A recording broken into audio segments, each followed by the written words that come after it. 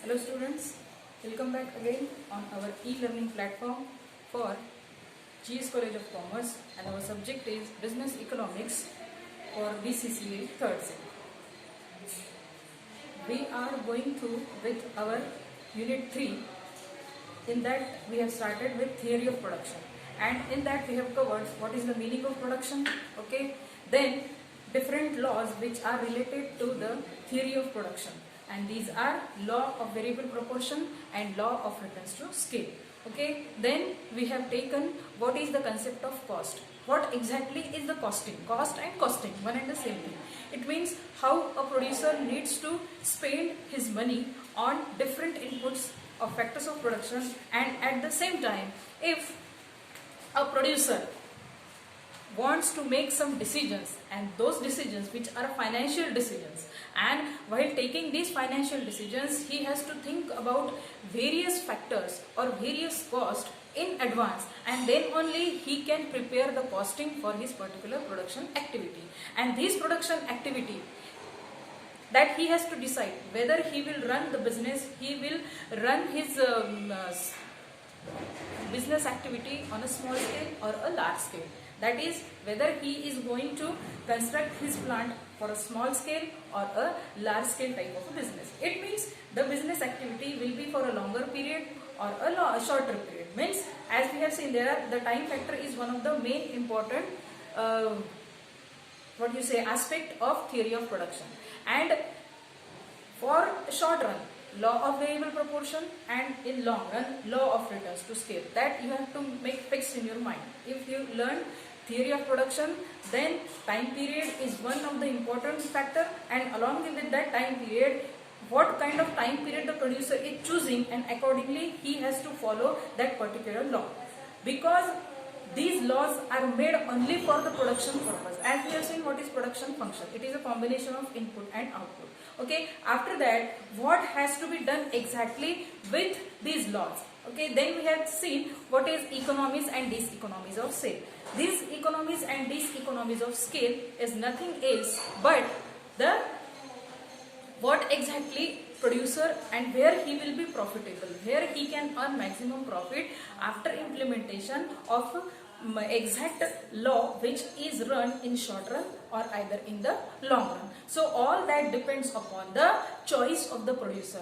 What kind of production activity he is undertaking first, then what will be the time period which he is choosing, and accordingly that only as per the time period he has to follow those laws. Okay. And if he is running his production unit, his manufacturing plant for a longer period, and although he is stretching more for that period of production, that gets converted into diseconomies of scale. So to avoid that diseconomies, how he will make his business economical, how he will utilize his available resources, that available inputs, land, labor and capital, which are known as factors of production, and he will earn maximum profit. Who will earn maximum profit? Producer or a manufacturer. Now, after going all through these, in last two sessions we have seen what is cost, or what is exactly the costing. Means the amount which a producer is spending on different kinds of expenditures. Okay. Now that we have seen rent, then wages and salaries, etc., etc.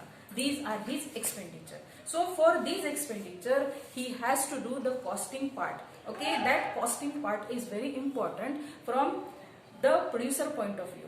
This does not only saves his money, but it helps him to complete that production activity within a stipulated or a given time. Okay, so output. What is output? The total quantities of goods and services produced. So this is what we have to see. So we will continue with the example of our last lecture. In that example, I have told you that Mr. Ajay, who is starting his business of making chairs with rupees 1000. Okay, that we have seen. Now in that 1000, okay, we have taken the example of chair. Okay, that he is preparing the chairs, he is manufacturing the chairs. Now in that example we have seen what is fixed cost Okay, then what is variable cost and what is exactly a total variable cost. Now the very next part is, in that example we have seen what is fixed cost. Okay, the amount which is spent, 30 rupees which was spent on 40 rupees which was spent on rent, 120 rupees spent on interest on loan, and at the same time again it is just for the example we have taken that rupees 40 for the wages of a labor. Now that all is rupees 200. So that 200 is the fixed cost for that producer. Now what is variable cost?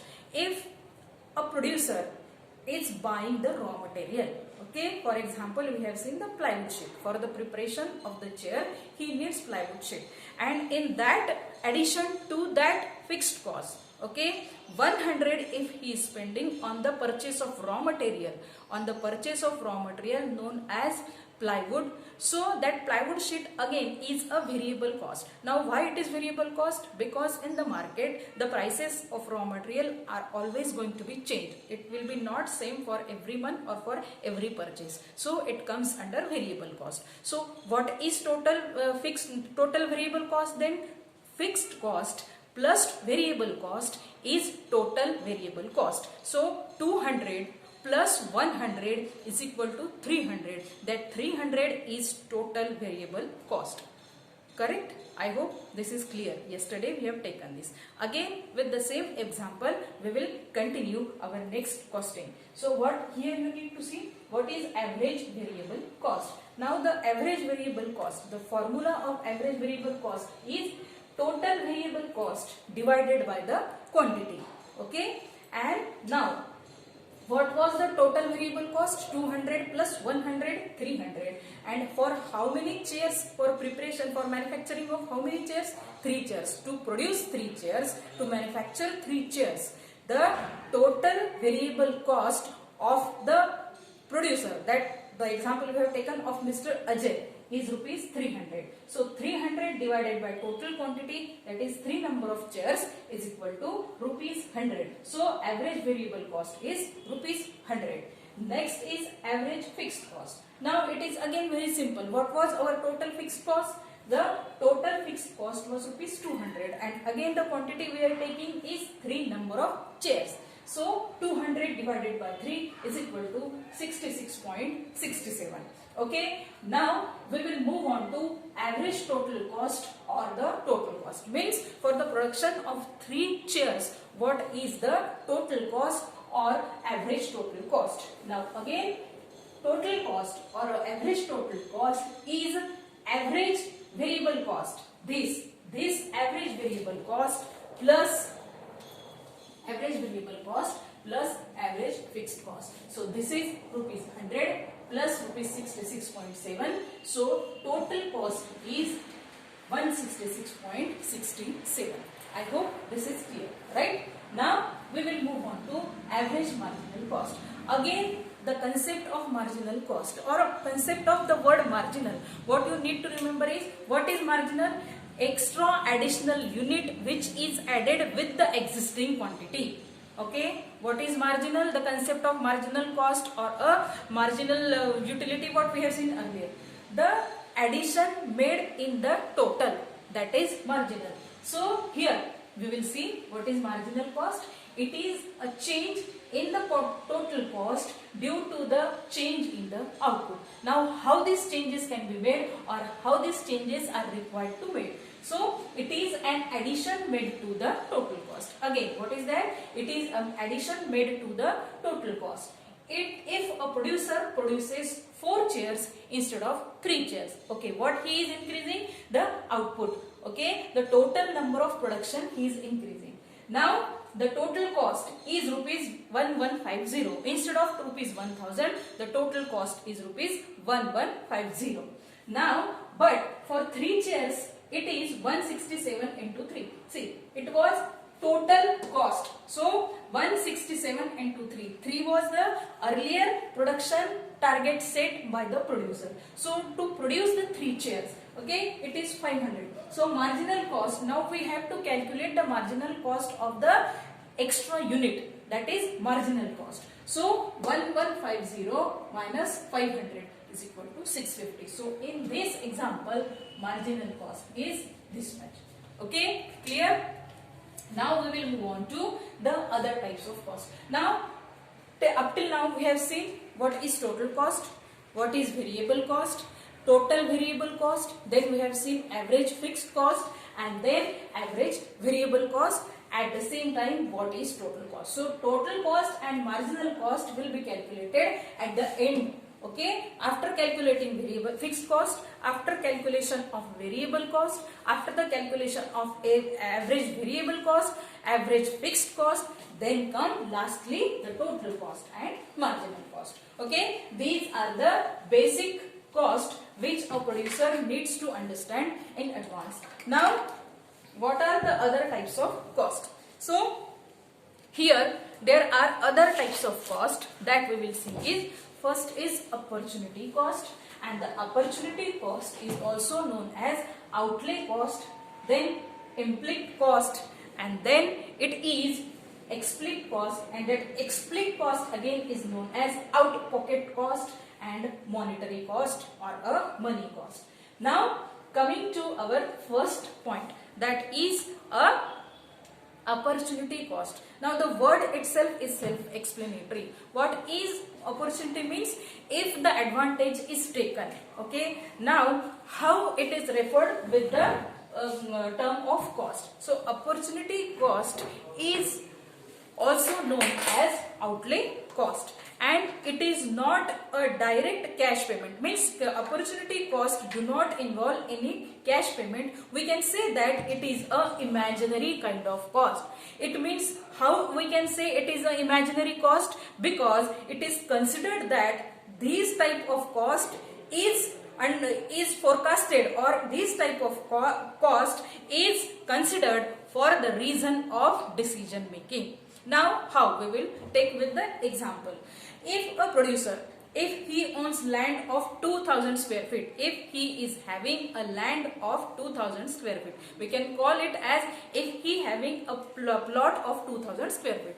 Now that plot, okay, instead of constructing his own plant, the producer can give that particular plant on sale. Means he can sell that plant, he can construct a building for a residential purpose on that plant, and after making the building on that plant, he can give that plant on the rent. It means what? The next best possible alternative. It is called opportunity cost, is called a next best opportunity or a next best available option which a producer is having. Again, that is why it is said a imaginary cost. Okay, means it is not directly related with the monetary terms or financial terms, but it is a imaginary cost. It means the producer might have earned rent on that land, but if a producer is using that land for the purpose of constructing a plant, it means he cannot earn something out of that. This is why these are only the concepts which you have to understand. Okay. Now implicit and explicit cost and other types of cost. These are monetary costs. Now explicit costs are directly related with the monetary terms. It means, again, for a producer, payment of salaries, payment of wages, payment of rent, payment of purchase of raw material, purchase of machineries, these are going to be a very standard expenditures. So the amount spent on such kind of expenses is known as explicit cost, which is also known as a direct cost also. So explicit cost or a out-pocket cost. Then it comes implicit cost. Implicit cost is the meaning of implicit cost is very much similar to the opportunity cost. Okay. Now last is money cost. Means what is money cost? Money cost is a sum of explicit cost, we can say. Okay.